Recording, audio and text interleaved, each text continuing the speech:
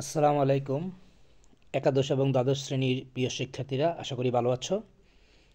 আজকে তোমাদের জন্য আরেকটি ভিডিও নিয়ে এসেছি।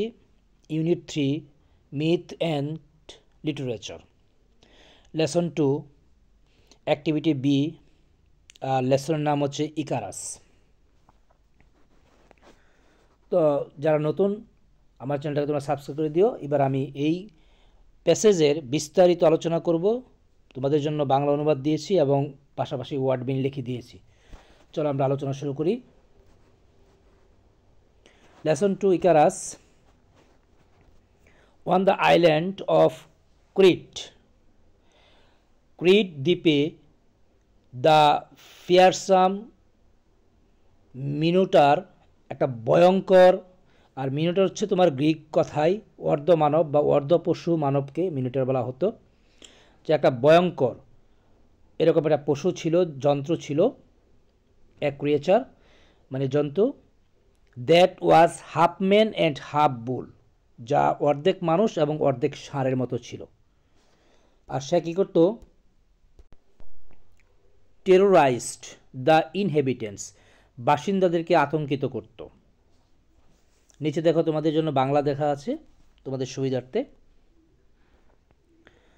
টু কন্টেইন দ্য বিস্ট, আর এই পশুটাকে জব্দ করার জন্য, ধরার জন্যে, king Minos enlisted the help of Daedalus, Daedalus নামে একজন ব্যক্তি, তার সাহায্য সে চাইল। সে কি? A masterful architect and inventor, সে একজন দক্ষ স্থপতি এবং আবিষ্কারক ছিল। রাজা তার শরণাপন্ন হলো যে এই বিষটাকে, এই পশুটাকে, যন্ত্রটাকে জব্দ করার জন্যে। তারপরে দেখো কি বলছে, Daedalus constructed an intricate, intricate শব্দটা বারবার হয়ে গেছে, এটা এর জন্যে তোমরা এখানে একটা ইন্ট্রিকেট হবে, দেখো এখানে তিনটা হয়ে গেছে। সো ডেডালাস কী করলো? নির্মাণ করলো। ইন্ট্রিকেট মানে জটিল, তারপরে সে জটিল, লেবিরিন্থ মানে গোলক দাদা, দাদা একটা ফাঁদ তৈরি করলো। আর দাদাটা ছিল সো কমপ্লেক্স, খুবই জটিল, that escape was nearly impossible, পালানোটা প্রায় অসম্ভব ছিল। নিয়ারলি অর্থ প্রায়, নিয়ার মানে নিকটে না এখানে, নিয়ারলি মানে প্রায়, আর এসকেপ মানে পালানো। তোমাদের সুবিধার্থে আমি বাংলা অনুবাদ পাশাপাশি আননোন ওয়ার্ডগুলি ওয়ার্ড মিনিং আমি দিয়েছি। তারপর দেখো কি বলছে, ওয়ান্স দ্য মিনোটর ওয়াজ ইমপ্রিজন্ড, যে একবার মিনোটর কী করেছে? বন্দি করে ফেলা হয়েছিল। উইদিন দ্য ম্যাচ, ম্যাচ মানে গোলক দাদা, ওই যে ফাঁদ, ফাঁদ দিয়ে যখন মিনোটরটা কী করলো? জেল করলো, বন্দি করলো। কিং মিনাস বিলিভড, তখন কিং মিনাস বিশ্বাস করতে শুরু করলো যে he had the perfect trap for his enemies, যে তার শত্রুদের জন্য একটা সঠিক ফাঁদ রয়েছে বা সঠিক জিনিস রয়েছে শত্রুকে জব্দ করার জন্যে।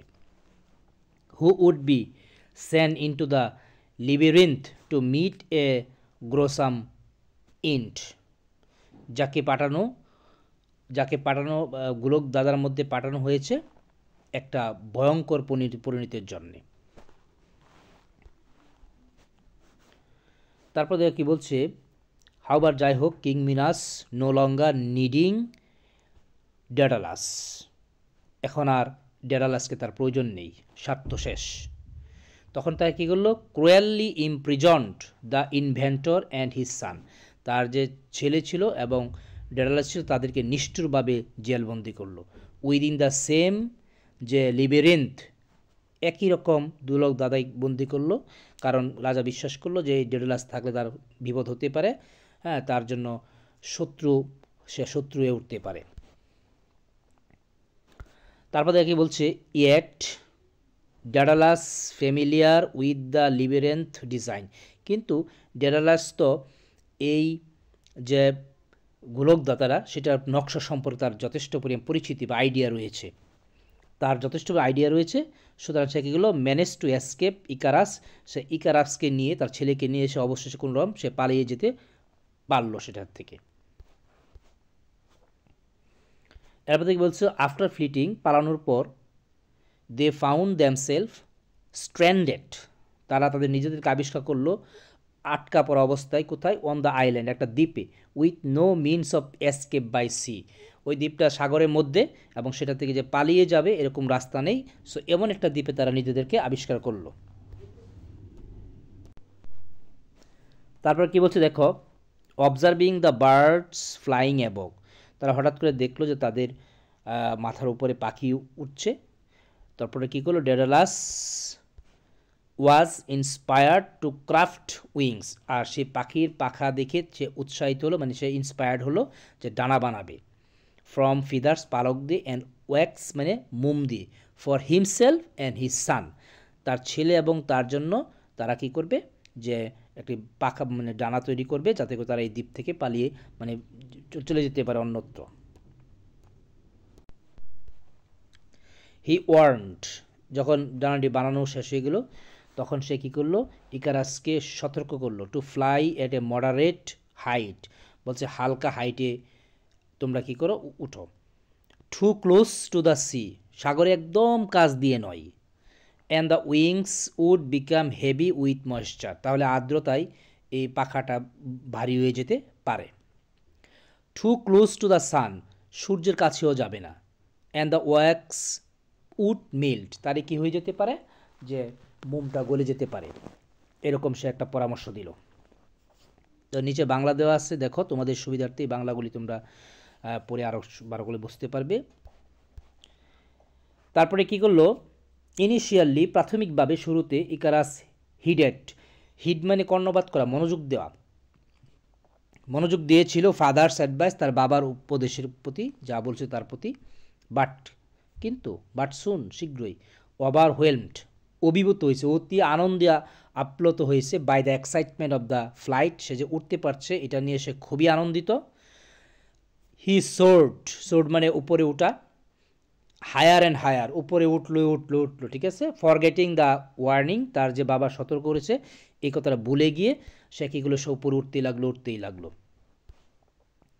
অ্যাজ হি অ্যাসেন্ডেড, তারপর যখন সে আরোহণ করতে লাগলো নামতে লাগলো, দ্য সানস হিট, না যখন আরোহণ করতে লাগলো উপরে উঠতে লাগলো তখন কি করলো, the sun's heat melted the wax, সূর্যের তাপে ওই মোমটা গলে গেল, বাইন্ডিং হিজ ওয়্যাংস, তার পাখাগুলি নষ্ট হয়ে গেল, ধ্বংস হয়ে গেল।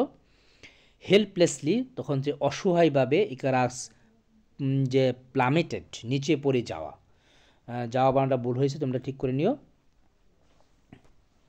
এই যেটা, তখন সে নিচে পড়ে গেল, ইনটু দ্য সি, সাগরের মধ্যে, অ্যান্ড ড্রন্ড, ডুবে গেল। Leaving Daedalus to fly alone, ডেডালাসকে একা উঠতে রেখে সে নিচে পড়ে ডুবে গেল। Devastated by his son's tragic fate, আর সে ওই ডেডালাস কী করলো, যে তার ছেলের করুণ মৃত্যুতে, ধ্বংসাত্মক মৃত্যুটা নিয়ে সে কী করলো, উঠতে লাগলো। আচ্ছা, এবং নিজেকে সেভ করলো।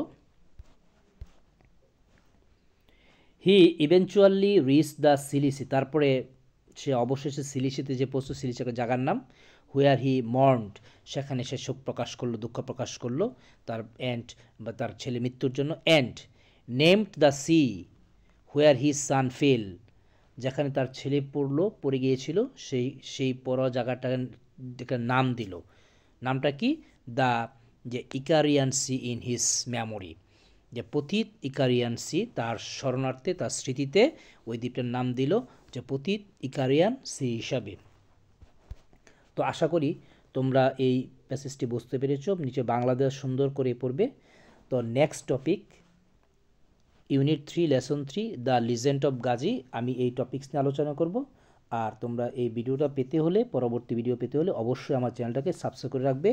সবাই ভালো থাকো, খুদা হাফেজ।